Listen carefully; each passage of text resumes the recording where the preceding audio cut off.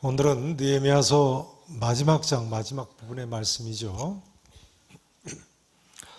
그동안 살펴보신 에스라서, 느헤미야서 말씀을 오늘은 마무리 짓는 날입니다. 느헤미야서 13장은 지난 주일 살펴보신 대로 느헤미야 총독이 하나님 말씀대로 개혁을 단행한 이야기가 실려 있습니다. 느헤미야서 13장 1절에서 9절에는 이스라엘 자손들이 이방인들과 결별한 내용이 나와 있죠. 또 그 다음 13장 10절에서 14절에는 11조 문제를 해결한 내용이 나와 있습니다. 또 그 다음 15절에서 22절에는 안식일 문제를 해결한 내용이 나와 있습니다. 이 모든 내용은 느헤미야 총독을 비롯한 이스라엘 자손들이 하나님 말씀대로 얼마나 철저하게 자신들의 삶을 개혁했는가를 보여주고 있습니다. 또한 우리도 이처럼 철저하게 하나님 말씀대로 살아야 한다고 말씀을 드렸습니다. 자, 이제 오늘 본문은요, 이방인과의 결혼을 금지한 기록을 싣고 있습니다. 이방인과의 결혼 금지. 죄인인 인간들은 언제나 하나님 말씀대로 산다고 하면서도 정말 하나님 말씀대로 살지 못하는 경우가 너무 많은 것 같습니다. 그 대표적인 경우가 바로 이런 문제들이 아니겠습니까? 하나님 자녀들까지도 세상과 쉽게 뒤섞이고 돈 문제에 넘어지고 안식일을 거룩하게 지키지 못하고 또 노아 시대의 사람들 같이 자기들이 좋아하는 모든 여자로 아내를 삼으려는 사람이 있습니다. 특별히 오늘 본문에서 다루고 있는 이방인과의 결혼 문제는요, 이스라엘 자손들이 끊임없이 하나님을 떠나 넘어지게 한 문제였습니다. 민수기 25장에 보면 이스라엘 자손들은 가나안 땅에 도착하기 전부터 모압 땅에서 이미 모압 여자들과 음행을 시작했으니까요. 여호수아서 23장 12절 이하에 보면 하나님께서는 여호수아를 통해서 이렇게 경고하셨습니다. 너희가 만일 돌아서서 너희 중에 남아있는 이 민족들을 가까이하여 가나안 7족속 속 살아남은 사람들을 가까이해서 말이죠, 더불어 혼인하며 서로 왕래하면 확실히 알라 하면서 이렇게 말씀하셨습니다. 너희의 하나님 여호와께서 이 민족들을 너희 목전에서 다시는 쫓아내지 아니하시리니 그들이 너희에게 올무가 되며 덫이 되며 너희 옆구리에 채찍이 되며 너희 눈에 가시가 되리라 하셨어요. 그리고 이렇게 말씀하셨습니다. 너희가 마침내 너희의 하나님 여호와께서 너희에게 주신 이 아름다운 땅에서 멸망하리라. 가나안 남아있는 그 7족속하고 혼인하면 결혼해서 사돈이 되는데 쫓아내겠습니까? 더불어 같이 살겠죠. 근데 그러면 올무가 되고 덫이 되고 채찍이 되고 눈에 가시가 되고 마침내 이스라엘에게 아름다운 땅 가나안 땅에서 멸망하게 되는 원인이 된다는 거예요. 근데 이런 엄한 경고의 말씀에도 불구하고 이스라엘 자손들은 수도 없이 많은 사람들이 이 문제에 걸려 넘어졌습니다. 심지어 그토록 지혜로웠던 솔로몬 왕까지 넘어졌어요. 문제는 솔로몬은 오늘 본문 26절에서 느헤미야가 지적하고 있는 대로 많은 나라 중에 비길 왕이 없이 하나님의 사랑을 입은 자였지 않습니까? 그런데도 이방 여인들과 결혼해서 하나님 말씀을 어겼어요. 결혼하는 정도가 아니라 열왕기상 11장에 보면 솔로몬 왕은 애굽 왕 바로의 딸을 취하고 모압 여인과 결혼하고 암몬 여인과 결혼하고 에돔 여인과 결혼하고 시돈 여인과 결혼하고 헷 여인과 결혼한 것을 알 수 있어요. 물론 왕이니까 그랬겠습니다만 아내로 취할 뿐만 아니라 아예 종교적인 관용 정책을 써서 아내들한테 자기 본래의 친정신을 옮겨다가 섬길 수 있게 해줬어요. 역대상 28장 9절에 보면 아버지 다윗이 솔로몬한테 이렇게 이야기했죠. 여호와께서는 모든 마음을 감찰하사 모든 의도를 아시나니 네가 만일 그를 찾으면 만날 것이요 네가 만일 그를 버리면, 하나님을 버리면 말이죠, 그가 너를 영원히 버리시리라 했는데도 불구하고 이렇게 멸망의 길을 자초했어요. 사무엘하 12장 24절 25절에 보면요, 다윗이 바세바와의 사이에 솔로몬을 낳았을 때 하나님께서 나단 선자를 보내셔서 그 이름을 하나님께 사랑을 입었다는 뜻인 뭐라고 하라고 하셨어요? 여디디아로 하라고 이름을 지어주셨어요. 여디디아, 하나님의 사랑을 입은 사람이다. 틀림없습니다. 사무엘하 5장 14절이나 역대상 3장 15절 같은 데 보면요, 솔로몬은 사실 바세바가 다윗한테 낳은 첫째 아들이 아닙니다. 넷째 아들입니다. 다윗이 바세바와의 사이에 낳은 몇째 아들이라고요? 넷째 아들이에요. 그러니까 이런 이야기가 됩니다. 이삭의 둘째 아들 야곱이 선택받듯이, 요셉의 둘째 아들 에브라임이 선택받듯이, 솔로몬은 하나님의 특별한 사랑을 입어서 선택받은 사람이다. 넷째 아들인데요, 왕이 될 수 없는 사람 아닙니까? 솔로몬이 뭐 어려서 남다른 지혜가 있어서, 남다른 능력이 있어서 하나님 보시기에 의로운 삶 살아서 이처럼 사랑받고 선택받은 것이 아니죠. 그런데요, 지금 이스라엘 자손들도 마찬가지 아니겠습니까? 바벨론 포로로부터 귀환한 이스라엘 자손들도 하나님의 특별한 사랑을 입은 사람들입니다. 하늘의 별과 같이 바닷가에 모래와 같이 그 많던 이스라엘 자손들 중에 70년 바벨론 포로 생활 후에 오직 몇만 명 살아서 돌아오는데 낀 사람들이니까 천에 하나 만에 하나 살아남은 사람들. 그러니 이것이 무슨 자기들 지혜나 능력이나 공로가 있어서 살아남아 돌아온 것이 아니죠. 하나님의 전적 은혜로 사랑으로 남은 자가 된 거예요. 그러면요, 성도 여러분, 다윗이나 솔로몬이나 이스라엘 자손들만 이런 하나님 은혜를, 사랑을 받았습니까? 아니죠. 이 이야기는 바로 오늘 나의 이야기고 우리들의 이야기인 것입니다. 바울은 이 사실을 에베소서 1장에서 이렇게 고백합니다. 창세전에 그리스도 안에서 우리를 택하신 것은 우리에게 거저 주시는 바 하나님의 은혜의 영광을 찬송하게 하려는 것이니라. 하나님의 은혜를 찬송하게 하시려고 이런 은혜를 베풀어 주셨다는 거예요. 신약의 성도는 VI 클럽 회원이라고 쓴 글을 읽어봤습니다. 무슨 클럽 회원이라고요? VIP 클럽, Very Important Person이죠. 아주 중요한 사람 클럽의 회원들이라는 거예요. 그러면서 이사야서 43장 4절 말씀을 인용하고 있었습니다. 이런 말씀입니다. 내가 너를, 하나님이 하신 말씀이죠, 나 여호와가 너를 내 눈에 보배롭고 존귀하게 여기고 내가 너를 사랑하였느니라. 한번 따라서 하시겠습니다. 내가 너를 보배롭고 존귀하게 여기고 너를 사랑하였느니라. 믿으십니까? 그러니까 우리는 VIP 클럽의 멤버들인 거죠. 하나님께서 이사야서 43장 1절에 보면 내가 너를 구속하였고 내가 너를 지명하여 불렀나니 너는 내 것이라 하시면서 하시는 말씀입니다.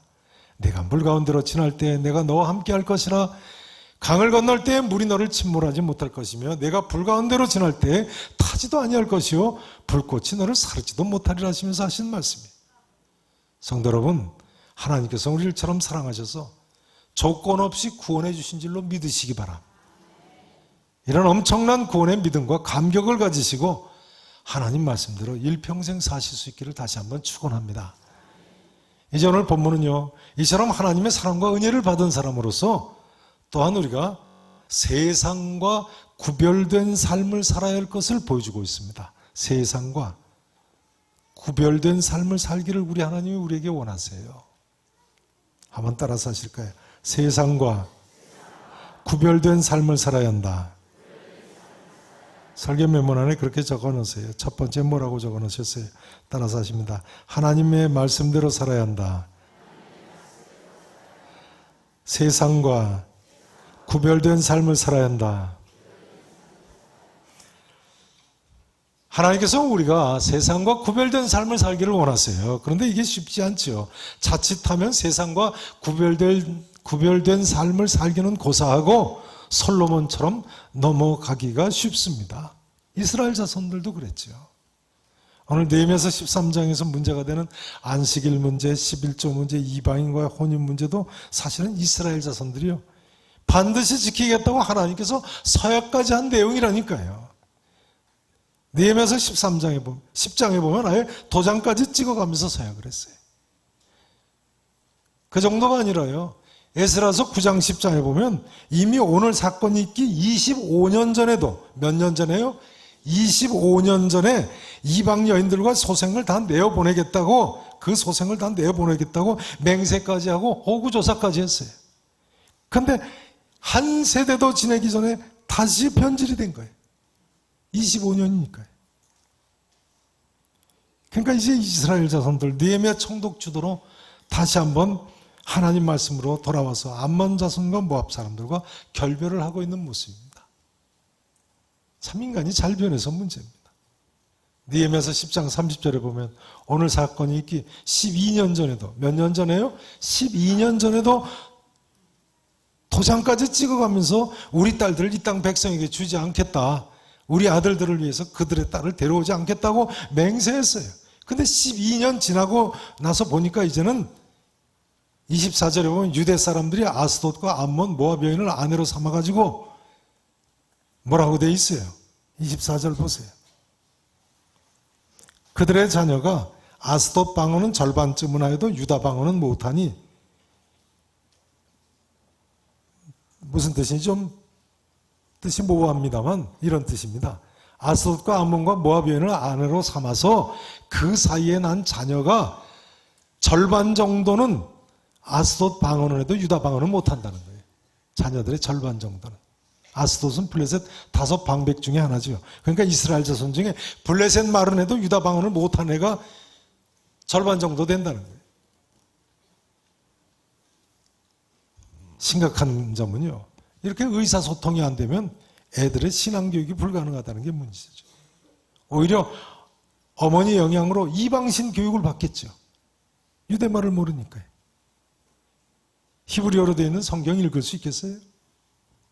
그러면 결과적으로 하나님도 모르게 되고 하나님 뜻도 모르고 하나님 떠난다는 이야기죠. 세상과 구별된 삶을 산다는 것이 쉽지 않습니다. 이방인하고 결혼도 하지 말아야 하니 말이죠.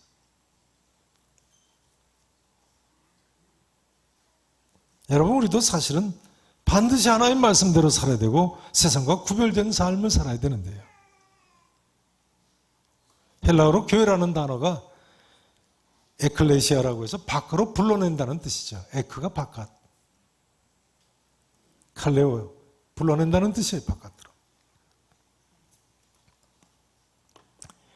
하나님께서 우리를 세상과 구별된 삶을 살게 하기 위해서 밖으로 불러낸 사람들이라는 거예요. 그러니 우리는 과거에 어쨌든 간에 이제부터는 구별된 삶을 살아야 되는 거예요. 과거에 어쨌든 간에 이제부터는요. 성 어거스틴은 젊어서 그토록 방탕한 삶을 살았습니다만 어느 날 로마서 13장 13절 14절 말씀에 은혜를 받고는 참회록에 이렇게 쓰고 있습니다. 유명한 어거스트 참회록에 로마서 13장 13절 14절 말씀은 이런 말씀이죠. 낮에와 같이 단정히 행하고 방탕하거나 술 취하지 말며 음란하거나 호색하지 말며 다투거나 시기하지 말고 오직 주 예수 그리스도로 옷 입고 정욕을 위하여 육신의 일을 도모하지 말라. 이런 말씀입니다. 이 말씀의 은혜를 받고 어거스틴이 그 자리에서 이렇게 기록하고 있습니다. 나는 그 성경 구절 이하를 더 이상 읽고 싶지도 않았고 더 읽을 필요도 없었다. 왜냐하면 그 구절을 읽은 후 즉시 확신의 빛이 내 마음에 들어와 의심의 모든 어두운 그림자를 몰아내었기 때문이다. 그리고 이렇게 쓰고 있습니다. 주님께서는 나를 주님 자신에게로 개종시키셨다. 그래서 나는 이제 이 세상 어떤 희망도 찾지 않기로 했다. 이 세상에서는 어떤 희망도 찾지 않기로 했다는 거예요. 유명한 리처드 포스터는 이 부분을 이렇게 해석하고 있습니다. 그래서 이제 나는 이 세상에 어떤 소망도 두지 않게 되었다. 이 세상에 어떤 소망도 두지 않게 됐다. 방탕했던 어거스틴이 이제부터는 즉각적으로 세상과 완전히 구별된 삶을 살기 시작한 것을 보여주고 있어요. 참여록에 보면요, 그토록 아들이 방황을 하니까 아들을 위해서 눈물을 뿌려서 기도하던 어머니 모니카가, 유명하지 않습니까? 그 어머니 모니카가 아들이 이처럼 한순간에 은혜 받고 완전히 변한 것을 보고는 기뻐 뛰며 춤을 췄다고 나와 있어요. 어거스틴의 변한 모습을 보고 어머니가 어떻게 했다고요? 기뻐 뛰며 춤을 췄다는 거예요. 이 자리에 계신 어머님들께서도 자녀들을 위한 기도 제목이 응답되는 것을 보시고 기뻐 뛰며 춤을 추는 그런 꿈 같은 날이 임하기를 진심으로 축원합니다. 다시 한번 말씀드립니다만, 이 자리에 계신 모든 성도 여러분, 우리가 하나님의 특별한 사랑을 받은 사람들인데요, 참으로 세상과 구별된 삶을 사는 하나님의 사람들이 되실 수 있기를 진심으로 축원하겠습니다. 이제 본문이 가르쳐주는 또 하나의 모습은요, 우리가 철저하게 개혁하는 삶을 살아야 한다는 것을 보여주고 있습니다. 따라서 하실까요? 철저하게 개혁하는 삶을 살아야 한다. 개혁하는 삶을 살아야 한다. 25절 말씀을 보시죠. 25절 말씀. 자, 함께 읽어보십니다. 25절 시작. 내가 그들을 책망하고 저주하며 그들 중 몇 사람을 때리고 그들의 머리털을 뽑고 이르되 너희는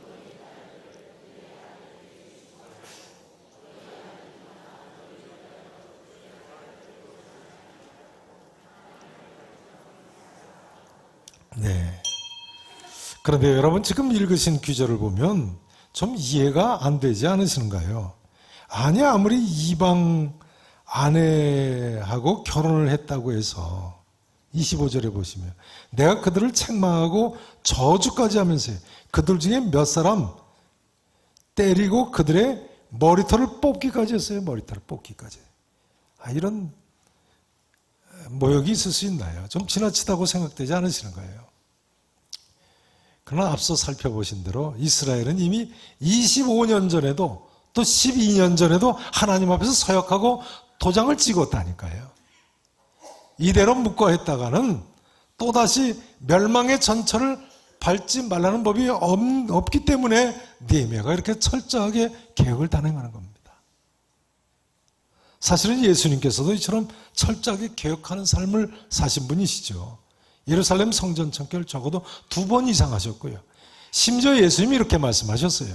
만일 내 손이나 내 발이 너를 범죄하거든 찍어내버려라. 찍어내버려라. 철저한 모습이죠. 느헤미야 총독은요, 28절에 보시면 대제사장 엘리야십의 손자 하나까지 내쫓았어요. 28절 보세요.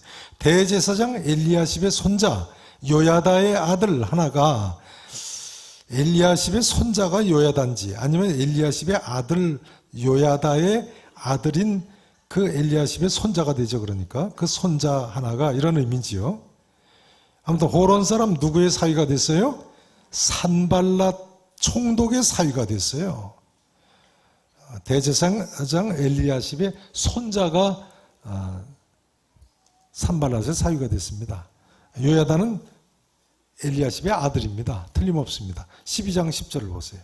느헤미야서 12장 10절, 11절 보세요.